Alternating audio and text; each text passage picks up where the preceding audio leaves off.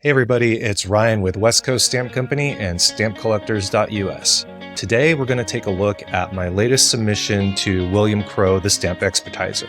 Crow has been expertising my stamps for the past 4 or 5 years. I use him a lot when I'm trying to get things identified for their authenticity and soundness, but not necessarily grade. He does do grading and I do appreciate his grading. I just choose to usually use PSE for my grading just because they are connected directly to the SMQ value list, which is accepted in a lot of auction settings. So I feel that those graded stamps will tend to more likely be closer to the SMQ values. I've always said graded stamps are just the opinion of the expertiser. Sometimes you'll see graded stamps that don't look necessarily like they're as well centered as they say they are. I think there are ways that the human eye looks at symmetry and balance, and colors and design can affect the way we see that. Whereas I think when they measure the stamp, they're doing it at a microscopic level. They are probably more accurate and correct than our flawed human vision is, but just because a stamp is graded high doesn't necessarily mean that you like the appeal. It's all opinion, but I do think that centered, well-balanced, and sound stamps that everyone can agree on are definitely going to hold their value more over time. I also like Bill Crow because he's a bit cheaper than the other stamp expertising services, and he also tends to have a little bit of a faster turnaround. Sometimes he does get backed up and is longer than expected, but pretty satisfied with the results of his findings when I send stamps to him. Crow also was one of the main stamp expertisers at PSE in the past, so he does have the qualifications and experience to be doing certifications on his own. And I've seen some of his stamps come up in auction. The auction houses are holding his certificate with enough value and authority that they are mentioning it in their auction and including his certificates.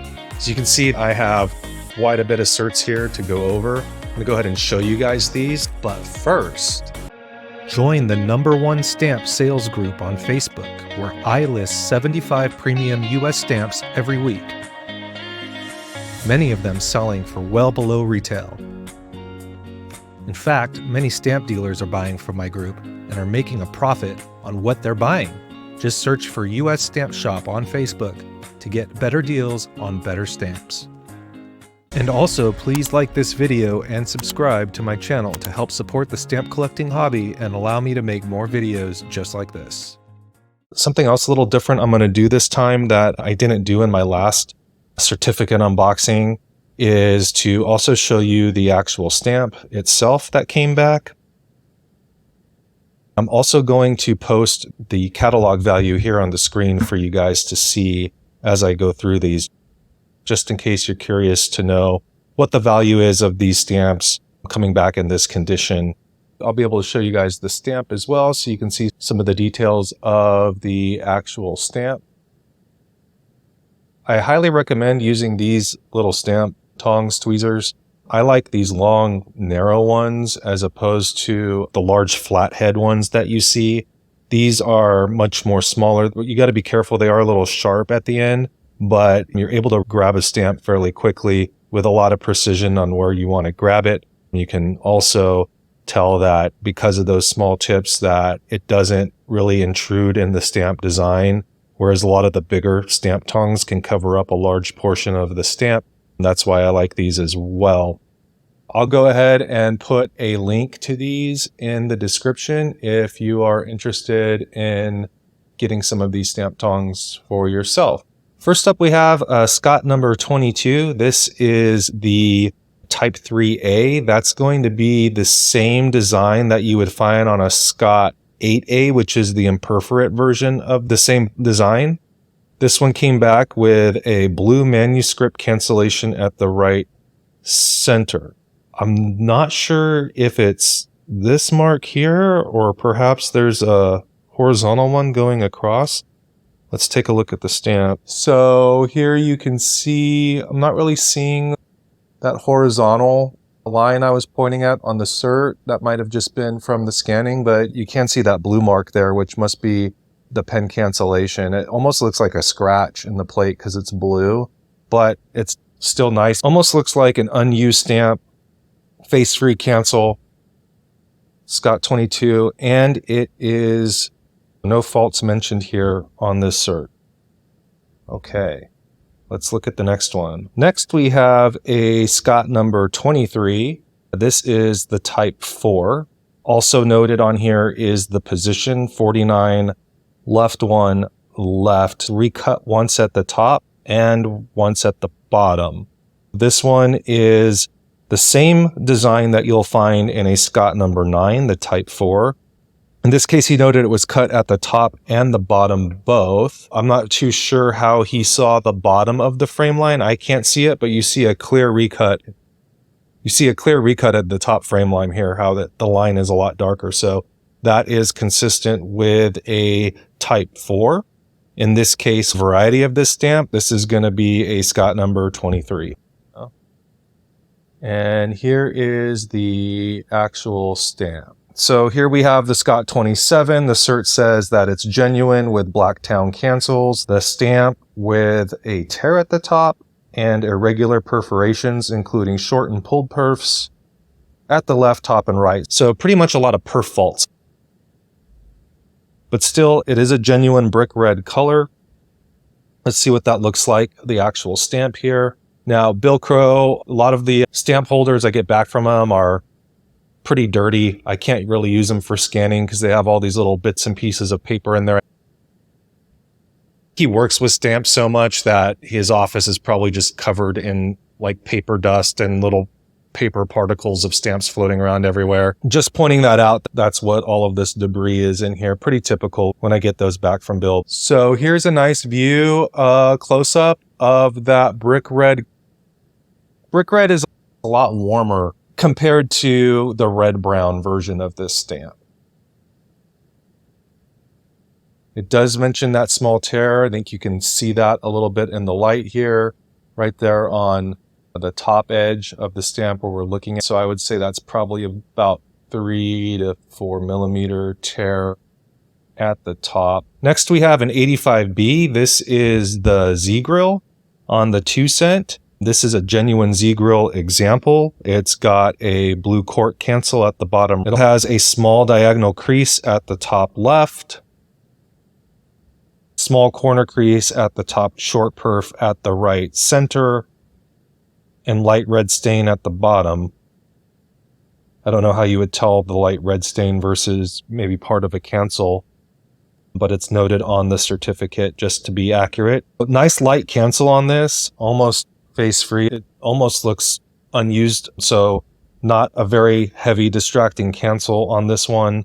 Genuine Z grill. Here's the actual stamp. Let's take a look at it. This one's got nice grill. It is nice strong grill on this one, but mention those small crease at the top left, small crease at the top left center.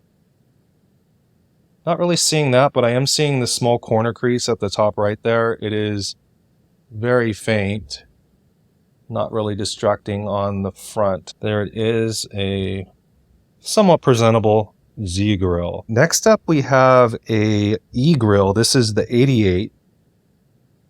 This one is genuinely used with a black double circle St. Lawrence, Wisconsin cancel. What I like about this one is just how well centered this one is. You can see that it has a really nice cancel strike on there. St. Lawrence, Wisconsin cancel. Really big jumbo margins on this one.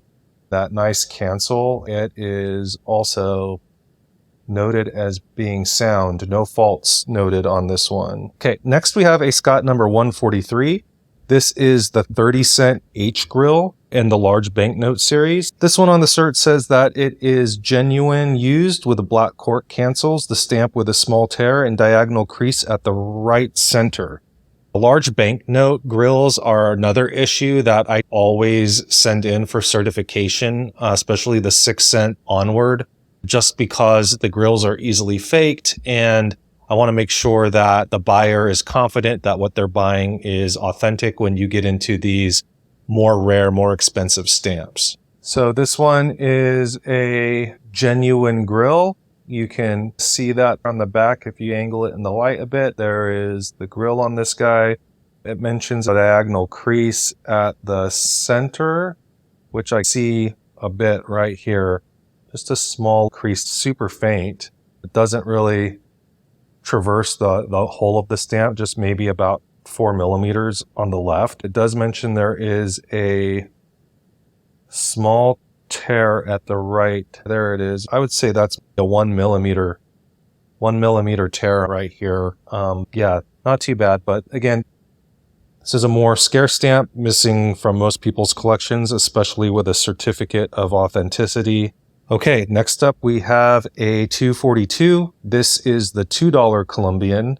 I thought this one was decently centered. It is genuine, original gum, previously hinged. So we have a sound, what I would call very fine. A Colombian. This one, it says previously hinged. I'm having a hard time seeing a hinge on this. It looks never hinged to me. Probably why I sent this one in. If it is hinged, previously hinged, it is ultra light. This thing looks never hinged in my opinion. And it's got great color. It's well centered as well for this issue. Nice sound. And look at that gum. It looks never hinged. Maybe a tiny previous hinge mark. Otherwise, nice color, nice impression, sound, Colombian stamp. Okay, here we have a 396. This is a flat plate coil.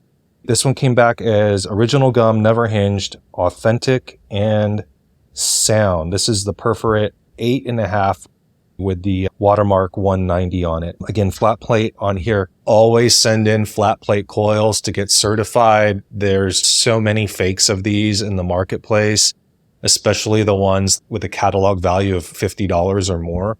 If you're collecting, always make sure to get a certificate of authenticity when you're buying the more expensive coils from the Washington Franklin issues, especially the flat plates that can easily be faked or are often faked. But this one is nice. Even here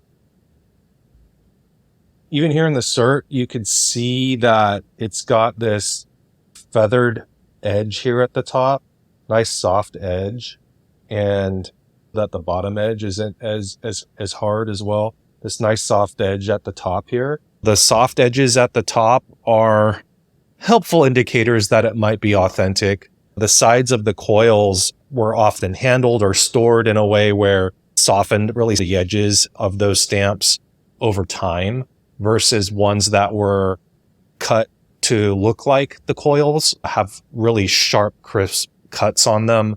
They never were in a roll, so they never got that natural wear on them. So that's one indicator. It doesn't necessarily mean that it is authentic because it has a soft edge like that, but usually when I see a soft edge, I'll definitely send it in for a certificate. Let's see if I can show you that soft edge up close here on this guy. There's a good view. You can see that soft edge there on top of the stamp. This stamp is also very well centered. I'd call that very fine, maybe very fine to extremely fine. I'm not sure I would get it graded. It probably leans more towards very fine. This margin here is a lot larger width than this one. The space between the perforation holes and the design on the left is much smaller than the space we have here at the right. So still never hinged, genuine example of the 396. Next up, we have a 446 coil pair.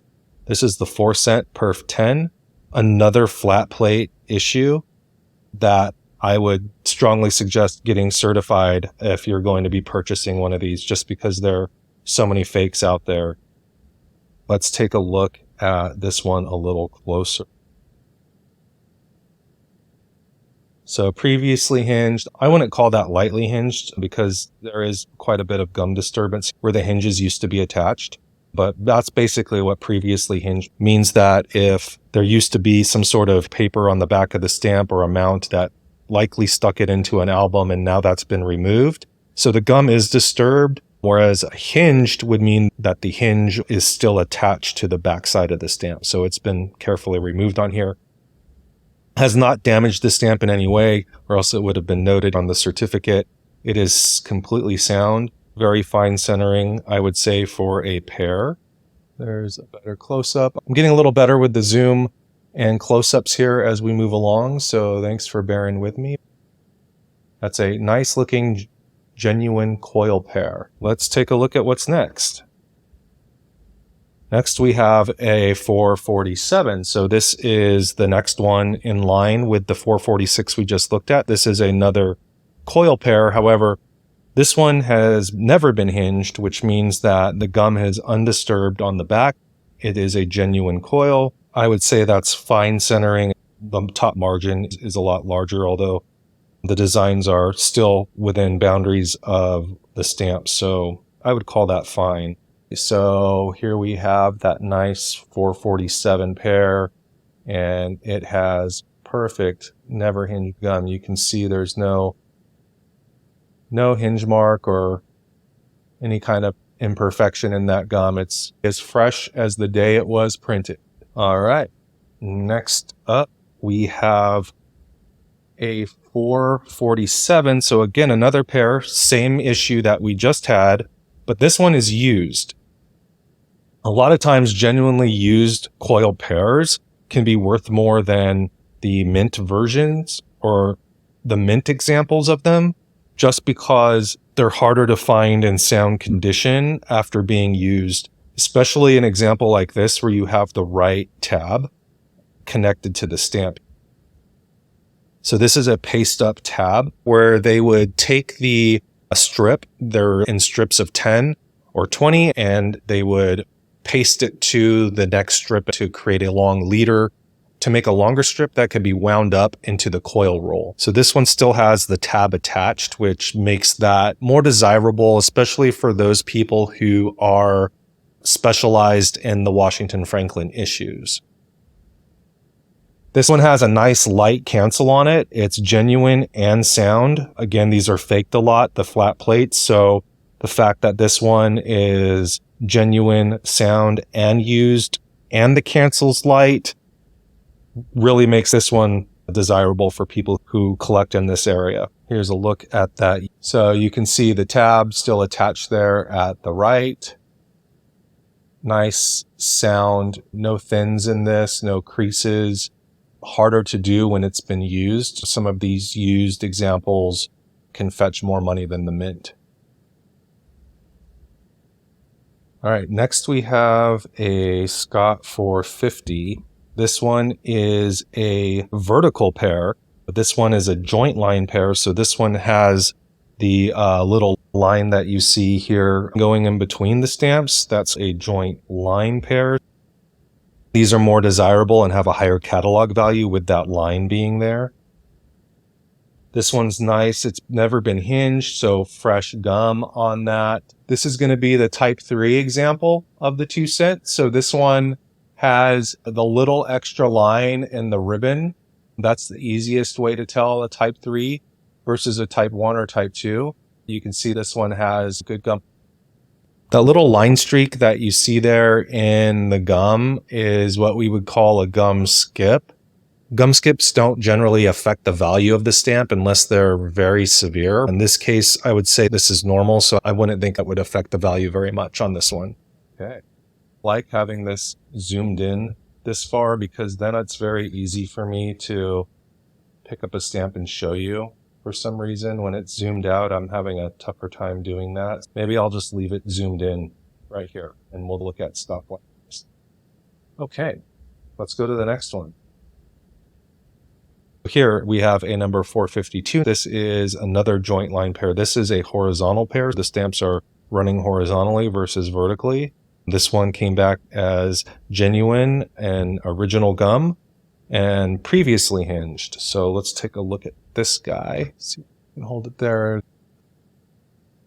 I'm not seeing the previous hinge on this. Man, if it's, oh, there it is in the very center. It is so tiny. Man, this almost looks never hinged, but super extremely light hinge on this one. Genuine and sound. We'll take that. Lightly hinged stamps usually bring more value than those that have been heavily hinged because collectors like there to be as little disturbance to the gum as possible. And so usually you'll have lightly hinged stamps noted as such, and they usually will go for a little bit more money than the ones that aren't. The rotary versions of this design are going to be a little bit wider than the flat plate for the horizontal coils. And for the vertical coils, those are going to be a little bit taller. Next up is this 453. This is the next in line from the stamp that we just looked at, the 452. Also, this one's rotary press. The design here at the top, when measuring the top and bottom, are going to be a bit wider than the flat plate. And this one is the type 1. It is missing that little notch here in the ribbon at the bottom, and the line across the collar is pretty weak, sometimes even non-existent. That's how you tell the type 1. This one is genuine unused with original gum previously hinged, and the right stamp with a tiny scuff on the left frame line. That's probably this right here, this little scuff that you see, this little missing piece. Let's take a look at that. Sometimes there's some natural occurrences that will happen where there's a bit of debris or dust on the plate when it is on the paper printed. It is removed during the printing process or over time. That would cause a bit of a bare spot in the ink on some stamps, and that's completely a natural process, but this one was noted as a scuff, so that means some sort of damage to the surface of the stamp that removed the ink instead of it being a natural process. This one is previously hinged. That's a nice light hinge on that, I would call it. Again, this one has some gum skips going on, although I don't think that would affect the value as much as that little scuff does on the right stamp. Okay, let's take a look at the next one. We have a 456, another rotary press coil. This one is a single, not a pair.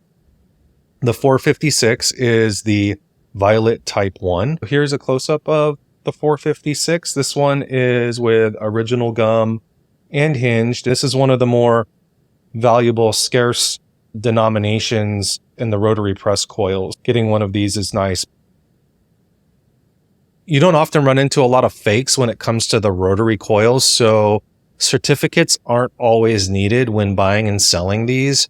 I like to get them though, just because a lot of collectors are skeptical of any coil that's floating around out there that it might be faked. It's more difficult to fake a rotary press coil. Really, the only ones that you can maybe do that from are the coil waste issues. Even then, there's usually rarely enough room around the perforations of those to make it look like a genuine coil. So I know a lot of advanced collectors that feel confident in buying rotary press coils without having a certificate, although the cert will help determining if it's a sound example or not. Next up is a 457. This one is the 4-cent of the same set that we've been running through here. A joint line pair has the line in between the stamps that you see here in the middle. This is a never hinged sound example. The joint line pairs definitely go for more money than the regular pairs. Nice and sound, never hinged.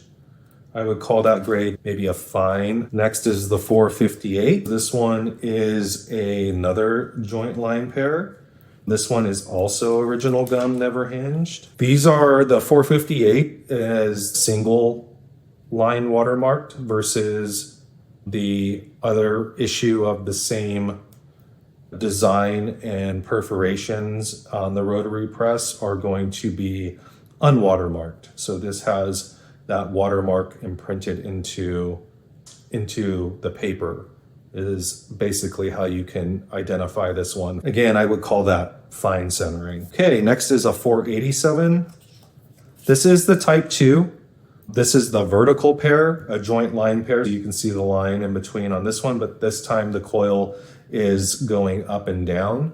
This one is genuine sound, type 2. So type 2 is going to be similar to a type 1, except that it will have a little tiny mark here next to the ear, a little straight line where it was engraved, and that will also have a stronger line above the neck. Here is the 487, joint line pair, type 2, never hinged. Nice nice undisturbed, never hinged gum on that. Okay, next we have a Scott number 500, and 500 is the type 1A.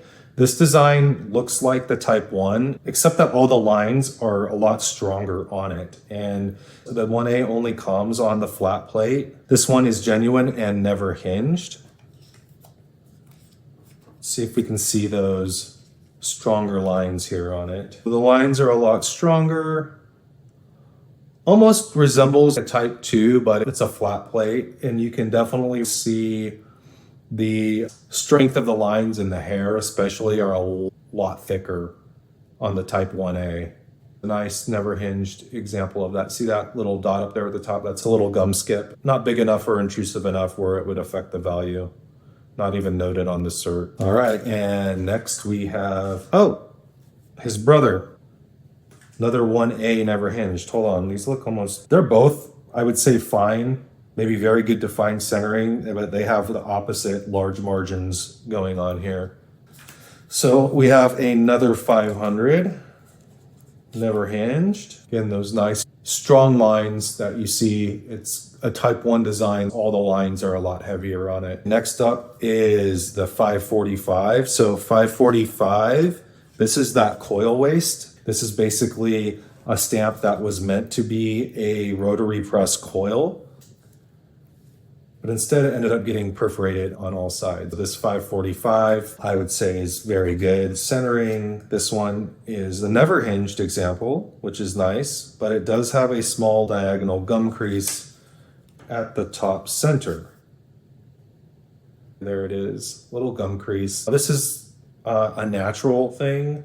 I don't know that it's gonna strongly affect the value of this stamp or make it be considered not sound. I know it probably wouldn't grade if it was a centered stamp, having that gum crease there, but for the most part, it's a natural process when the gum dries for it to create little wrinkles sometimes. Some issues are notorious for those, like the white plain sheet, but it's not really affecting the front of the stamp at all. This one, coil waste issue. Next up is an interesting one. This is a booklet 109A. This is the 4-cent 1958 Lincoln in the booklet. What makes this one different is that it has this experimental silicone interleaving. That's going to be the little pieces of paper in between the stamps. This is the experimental silicone.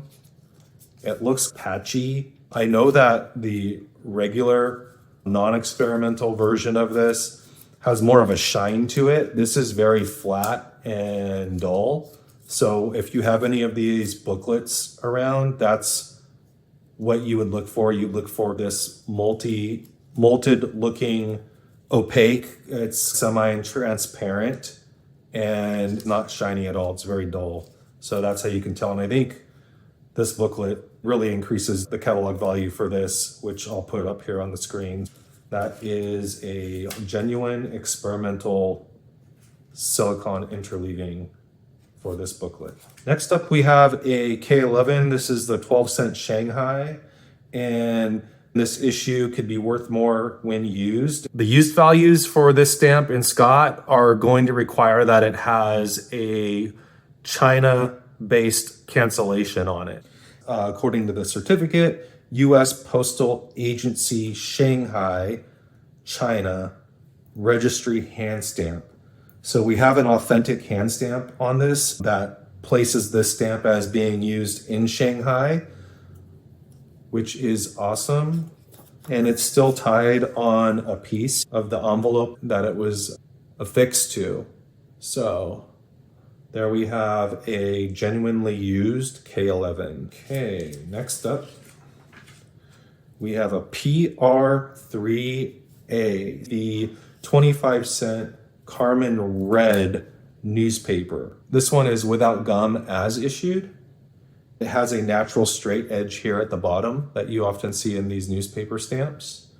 It's sound, a sound Carmen Red variety of the large newspaper with a straight edge at the bottom. Next, we have a PR5. This is the 5-cent newspaper The difference with this one is it has the white frame around it. This one is genuine without gum as issued and is noted as being sound. No faults detected on this one. I would call the centering on this to be very good. It's basically as bad as you can get. So that's definitely going to affect the value on it, but it is sound, no faults on it, and genuine. All right, next up we have PR33, the 2-cent newspaper.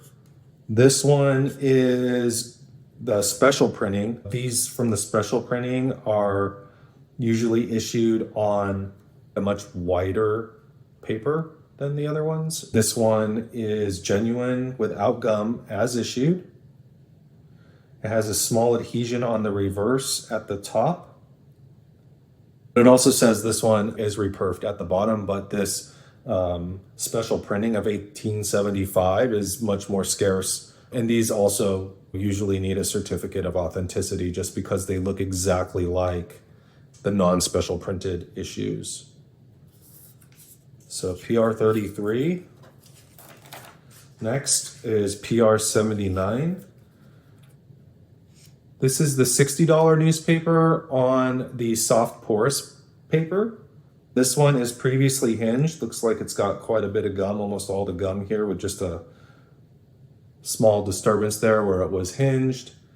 This one is sound, so this is a nice stamp. I would call it fine, maybe, in terms of its centering, but a PR79 $60 newspaper sound. Next up, we have a Confederate issue. This is the Scott 2A in light blue.